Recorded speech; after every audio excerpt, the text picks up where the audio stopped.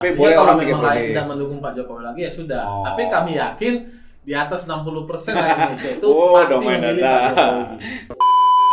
Karena kami yakin ini baik, ya kami perjuangkan. Nah, kalau menurut teman-teman tidak baik, ya silakan disuarakan. Bukan dengan cara teror, bukan dengan cara membuat stigma kepada kami yang memperjuangkan ini. Bahkan kami dicap teroris, Bang.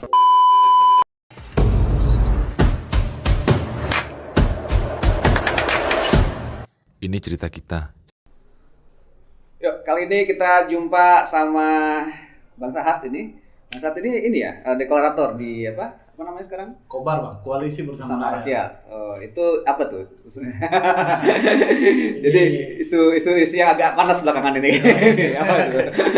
Ya, jadi Kobar ini, Bang, kita deklarasikan tanggal 18 Februari 2022 di Jakarta. Oke. Itu sebenarnya yang menjadi tagline utamanya itu 2024 setia bersama Jokowi. Oh, Itu teman-teman sudah nebak ya. 2024 setia bersama Jokowi. Oke. Nah, maksudnya apa? Kita mengapresiasi dan ya bisa dibilang menghargai lah apa yang dilakukan oleh Pak Jokowi selama 8 tahun priorisasi yang dia sudah jalani, mulai dari pembangunan infrastruktur, kemudian juga soal SDM yang kita sudah banyak bangun smelter, tidak lagi ekspor barang mentah, kemudian juga jaminan Indonesia pintar, sehat dan lain sebagainya.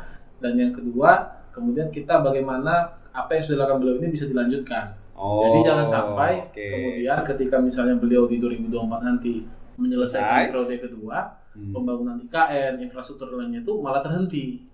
Nah, jadi ujung-ujungnya apa nih? Ujung-ujungnya pengen sehingga kemudian sampailah kita kepada hal yang ketiga, ya apapun nanti Pak Jokowi kemudian arahkan di 2024 kepada siapa tongkat estafet ini kemudian dilanjutkan, kita menyatakan kesetiaan kepada beliau. Artinya kita ingin kepemimpinan itu bisa dilanjutkan, kepemimpinan dengan gaya karakter Pak Jokowi. Oh, itu berarti nggak harus 3 periode atau gimana? Nah, ini Bang, lanjutannya belum selesai. Lanjut dulu. Ini udah mulai panas sebenarnya yang dideklarasikan di tanggal 18 Februari. Tapi kemudian setelah kita menggalang konsolidasi, turun ke daerah-daerah, pasca 18 Februari, kita bertemu dengan teman-teman kita, masyarakat, dari petani, pedagang, dan lain-lain. Mereka punya pemikiran yang sama bahwa apa yang dilakukan Pak Jokowi sekarang ini ya diapresiasi baik dan ingin ini bisa dilanjutkan. Dan di 2024 kita ingin bisa kemudian Pak Jokowi bisa meneruskan ini kepada siapa misalnya, tapi kemudian menjadi pertanyaan kepada siapa? Akhirnya dari situlah kemudian timbul kenapa nggak Pak Jokowi lagi yang kemudian maju. Nah ternyata kita kemudian melihat konstitusi kita membatasi itu, Bang, bahwa dibatasi di konstitusi itu hanya 2 periode saja. Akhirnya itulah yang kemudian kita dorong bagaimana bisa dilakukan amandemen Undang-Undang Dasar 1945 tentang masa jabatan presiden. Amandemennya berharapnya diperpanjang, diubah atau ditambahin ditambahin jadi 1 periode. Jadi boleh lagi. Maksimalnya 3 periode. Itu yang menjadi perjuangan dari Kobar. Jadi harapannya memang berarti ada pemilihan lagi tetap. Tetap ada pemilihan. Tapi boleh kalau memang rakyat tidak mendukung Pak Jokowi lagi ya sudah. Tapi kami yakin di atas 60% rakyat Indonesia itu pasti memilih Pak Jokowi. Gitu. Tapi memang ini menarik ya, karena di beberapa isu sebelumnya ya, di bahasan vokal juga sebelumnya memang kita sempat ngangkat isu 3 periode dan cukup banyak juga kelompok masyarakat yang kontra. Kalau saat ngeliatnya kayak gimana emang? Maksudnya apa yang dibaca bahwa ada yang khawatir bahwa itu bisa merubah konstitusi dan akhirnya bisa, karena kita punya pengalaman kan dengan masa jabatan yang tidak terbendung sekian lama gitu ya. Kalau pandangan teman-teman kan, apalagi teman-teman juga dulunya kebanyakan juga konglomerat muda nih ya, ada cukup banyak gitu ya. Semua kita yang memperjuangkan ini kan teman-teman aktivis. Jadi begini Bang, yang pertama kita ini masih sebatas aspirasi. Jadi tidak ada pelanggaran konstitusi yang dilakukan oleh Kobar maupun teman-teman relawan lain. Jadi kalau ada yang bilang kita ini teroris konstitusi, dikatakan kita ini melanggar konstitusi, jelas beda. Ini kan menyampaikan aspirasi. Bukan kita paksa tiba-tiba sekarang ayo pemilu Pak Jokowi maju, itu baru melanggar konstitusi. Nah, jadi kita kan harus objektif melihatnya. Artinya kan ini demokrasi. Kalau memang teman-teman mengatakan kita sekarang ada di era demokrasi, ya aspirasi seperti ini pun jangan dibungkam. Sama juga teman-teman menolak 3 periode, itu juga aspirasi yang juga jangan dibungkam. Itu yang pertama. Nah, yang kedua, Bang, kita harus melihat juga beda era Orde Baru dengan sekarang. Nah, karena beberapa sering kami dengar yang menolak ini mengatakan nanti kita akan kembali ke era Orde Baru. Karena ada pembatasan pertama, pemilihan umum kita, pemilihan presiden itu dulu MPR. Hanya 500 orang atau sekian ratus orang, sekarang seluruh rakyat Indonesia. Artinya kalau memang sebagian besar rakyat nggak mau, ya pasti seorang presiden atau seorang gubernur atau seorang wali kota, bupati yang nggak terpilih.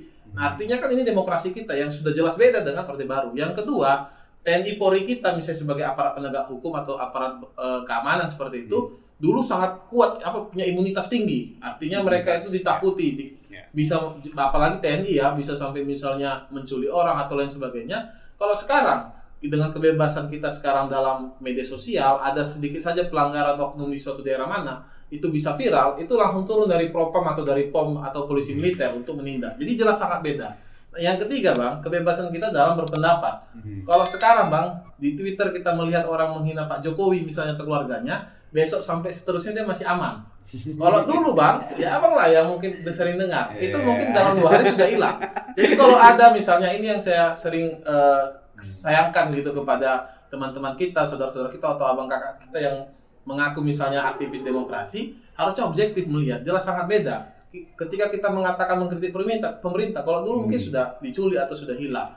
Nah ini yang ketiga dan yang terakhir Bang, yang perlu kami sampaikan di sini juga adalah kebebasan kita tadi dalam kekuatan sipil kita dalam media dan lain yang jelas sangat beda. Kalau dulu media kan bisa diberangus ketika mengkritik atau mengeluarkan pendapat yang bertentangan dengan pemerintah. Sekarang dengan kita ada media sosial, Facebook, Twitter, ada grup WhatsApp, ada media online dan lain-lain, itu bebas saja mengkritik pemerintah dan sepertinya nggak seperti yang dulu. Nah, tapi jadi catatan kan yang sekarang ini misalnya mengubah ideologi negara atau mengganggu ketertiban umum atau memfitnah yang memang sangat tidak berdasar, yaitu tetap ada proses hukum. Nggak mungkin kita kemudian tidak mau ada penindakan hukum untuk yang seperti itu. Nah ini tapi kekhawatiran gini kan, maksudnya kan apa semata-mata karena Pak Jokowinya gitu. Jadi masa gara-gara Pak Jokowi kita kok harus mengubah konstitusi gitu. Nah, itu pertanyaan yang paling sering ya. Maksudnya kan karena kan kedepannya kan berarti bukan cuma ke Pak Jokowi nih masalahnya kan. Maksudnya kan setelah katakanlah boleh 3 periode nih.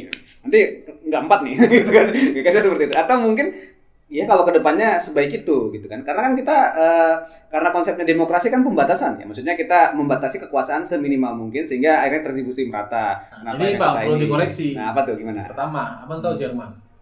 Jerman itu negara punya demokrasi. Demokrasi kita sepakat negara demokrasi.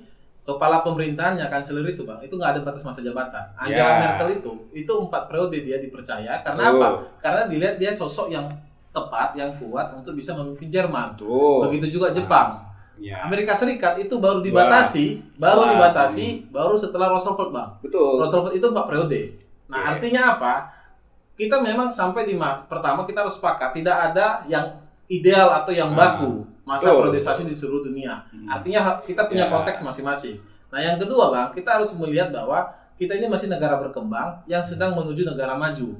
Dan saat ini bisa saya katakan kita mengalami percepatan. Artinya kita sedang mengalami percepatan, tapi kita masih di fase lepas landas. Kalau teori Rostow ya, kita di fase lepas landas menuju maju ke 4 sampai ke 5 kedewasaan. Nah, ketika lagi lepas landas, analogi aja Bang, naik pesawat, kita lagi mau lepas landas, belum terbang pesawatnya tapi sudah hampir terbang, tiba-tiba pilot kita paksa ganti. Dan jadi pesawatnya terbang atau crash jatuh Bang.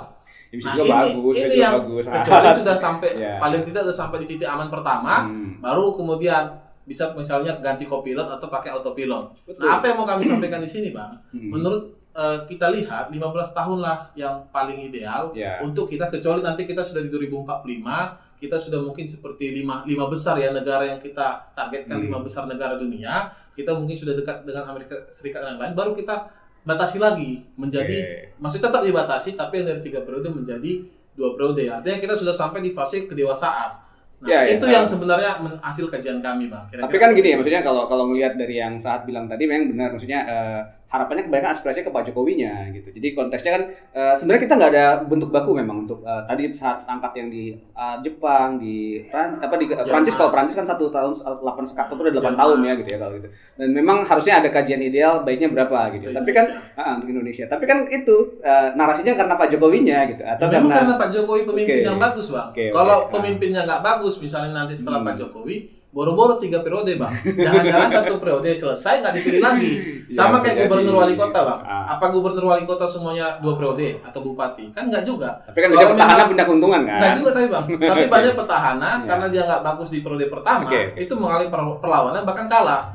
Artinya itu demokrasi kita. Jadi jangan kemudian kita sebarkan ketakutan ke masyarakat. Nanti kalau 3 periode Pak Jokowi, Pak Jokowi bagus, semua mengakui. Setelah 2029 Pak Jokowi selesai, terpilih pemimpin yang nggak bagus, ya kemudian 3 periode. Ya jelas yang pertama kita salahkan dulu partai politik. Kaderisasinya bagaimana? yang dia siapkan itu memang orang yang diinginkan rakyat atau yang cuma punya uang misalnya atau lain sebagainya. Nah yang kedua, ya kalau sudah selesai periode pertama dia nggak bagus, ya udah nggak dipilih lagi periode kedua. Nah jadi menurut saya kan ini ditakut-takuti kita bang. Kita ditakut-takuti dengan berbagai hal, padahal sekarang kita punya pemimpin yang kuat, yang bagus, yang sedang membawa negara kita ini menuju percepatan negara maju. Yang apa yang kita cari pemimpin yang lain. Dan yang terakhir bang, desa saja. Nah ini bang catatan penting. Desa saja yang lingkupnya 83.000 lebih kecil dari negara Indonesia, itu 3 periode kepala desa memimpin dengan masa periode satu periode 6 tahun. Karena apa? Pergumulannya waktu itu yang membangun desa ini butuh waktu. Apalagi membangun Indonesia, Bang. Nah ini kan itu kan harusnya punya pemikiran yang sama seperti kenapa urusan kepala desa kita nggak ributkan, urusan pemerintahan kita yang sekarang ini malah soal Indonesia ini malah diributkan begitu, Bang. Ya, menarik ini, udah sangat berapi-api saat di sini gitu. Tapi kalau menurut pengalaman saat dan teman-teman emang cukup besar antusiasme masyarakat. Kalau yang data yang teman-teman lihat katanya kan ada data yang sudah disurvei ke daerah-daerah gitu. Ya, jadi kita kalau persentase kalau boleh bilang persentase kayak gimana? Jadi setelah tanggal 18 Februari kita sudah turun mungkin ada hampir 20 kota Bang ya di seluruh Indonesia. Itu kita ada buat deklarasi, pengumpulan tanda tangan secara alami, artinya kita turun ke pasar-pasar. Organik lah gitu. Ya, kita turun ke pasar-pasar oleh teman-teman relawan. Ayo, apa ini? Kan biasa kita ini apa meminta Pak Jokowi 3 periode amandemen MPR untuk batas masa jabatan presiden. Udah, rakyat itu dengan semangat menantangani. Bahkan kita diajak jumpa kelompok tani, diajak jumpa dengan teman-teman ojek online dan lain sebagainya. Karena mereka mendukung apa yang dilakukan oleh Pak Jokowi sekarang. Dan memang mereka menyadari juga bahwa memang saat ini kita hanya dibatasi 2 periode. Nah, jadi memang ditanya, apa memang bisa 3 periode? Bukannya hanya dibatasi 2 periode. Kami jelaskan, kita mau melawan konstitusi, kita bilang sekarang nggak bisa. Nah, yang salah kalau kita bilang sekarang bisa, kan begitu Bang. Makanya ada tuh pakar hukum, saya nggak bilang dari kampus mana, bilang kita ini teroris konstitusi. Nah, konstitusi mana yang beliau baca? Karena jelas di konstitusi kita pasal 37 mengatur bahwa amandemen itu bisa dilakukan kecuali untuk ideologi kita dan juga untuk preambul pembukaan. Nah, sekarang kan berarti masalah soal batas masa jabatan bisa diubah. Tinggal MPR-nya mau atau enggak. Nah, di sini Bang yang saya melihat termasuk mungkin beberapa teman-teman mahasiswa yang sering disalahkan ke Pak Jokowi. Pak Jokowi kan jelas taat konstitusi. Dan beliau tidak pernah menyatakan beliau itu mau maju atau apa. Beliau taat konstitusi. Konstitusi sekarang 2 periode sudah beliau taat. Nah, memang benar. Kenapa? Aspirasi ini bukan dari Pak Jokowi. Aspirasi ini bukan dari pemerintah. Aspirasi ini dari kami rakyat Indonesia yang ingin Pak Jokowi bisa 3 periode. Nah, jadi yang harusnya kemudian didatangi atau didemo bukan Pak Jokowi. Ya kita yang rakyat ini ditanya, benar nggak? Coba tanya teman ke kampung halamannya. Jangan-jangan orang tuanya atau keluarganya justru juga mau Pak Jokowi 3 periode. Tapi datanya ada nih kalau dari teman-teman kumpulin. Kalau datanya sekarang kalau menurut Litbang Kompas Bang itu sudah 33%. Tapi kalau Abang cek ya, semua survei itu belum secara eksplisit, dan ini saya tantang lembaga-lembaga survei. Berani nggak eksplisit menuliskan nama Pak Jokowi di situ untuk 3 periode. Saya yakin itu pasti bukan hanya 30% atau 40%. Pasti bisa lebih. Ya, nanti kita buktiin ya. Ini soal teknik survei aja kan, Bang. Kira-kira seperti pertanyaan itu. samplingnya ya. Iya. Juga Anda kalau Jokowi 3 periode gitu. Paham kan? Ini soal pertanyaan samplingnya. Oke, thank you Hati udah berbagi. Kita udah bahas beberapa kali ini dari teman-teman yang kontra juga gitu. Jadi sengaja kita kumpulin pendapatnya di sini ya. Nah, teman-teman yang lain juga boleh sambil menyaksikan, silakan berkomentar juga apa yang paling menurut teman-teman bisa dikritisi, apa yang bisa teman-teman juga dukung dari pendapat yang teman-teman angkat di sini ya gitu ya. Ini teman-teman muda sekarang gitu ya, udah mulai dapat hinaan kan ya. Jadi udah biasa kan ya. Kita terakhir Bang, kita ini kan semua sama-sama mantan aktivis. Bahkan masih aktivis sampai sekarang. Tapi kita yakin ini yang kita perjuangkan ini benar. Kita bukan memperjuangkan pemimpin yang otoriter seperti Bung Harto, seperti zaman Soeharto dulu. Tapi memang beliau itu, ya semua orang punya kelebihan kekurangan Bang. Saya pengalaman pernah memimpin organisasi. Dan ketika saya selesai dari organisasi saya selalu berpikir gimana apa yang saya lakukan ini bisa berlanjut. Nah sayangnya, kadang-kadang nggak berlanjut apa yang kita harapkan, hal baik yang kita lakukan begitu. Nah berbicara konteks Indonesia, sekarang kita sedang melakukan program-program yang menurut kita positif, tiba-tiba nggak berlanjut kan itu bagi kami rakyat itu kan ya sayang begitu Bang. Nah itu nggak pengen digostingkan di BHP ya. Masa tiba-tiba nanti kita harus bangun lagi dari nol atau paling nggak mundur dulu baru naik lagi pelan-pelan seperti itu.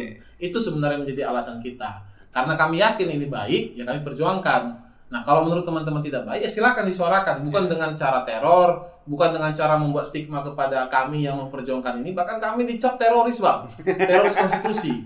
Jadi yang orang ngomong. Jadi yang menstigmakan ini, jangan-jangan mereka ini pengikut Orde Baru, tapi dengan topeng demokrasi. Nah, lu nyerang balik deh. Jangan-jangan, Pak. Jangan-jangan. Jangan. Kalau yang sana kan nggak bilang jangan-jangan. Kira-kira seperti itu. Oke, thank you ya udah berbagi. Terima Siap. kasih juga teman-teman yang menyaksikan. Silakan berikan komentar pro dan kontra. Kita bisa akan bahas lagi di bahasan-bahasan vokal berikutnya. Thank you udah berbagi di sini. Terima kasih teman-teman yang menyaksikan. Dan semuanya.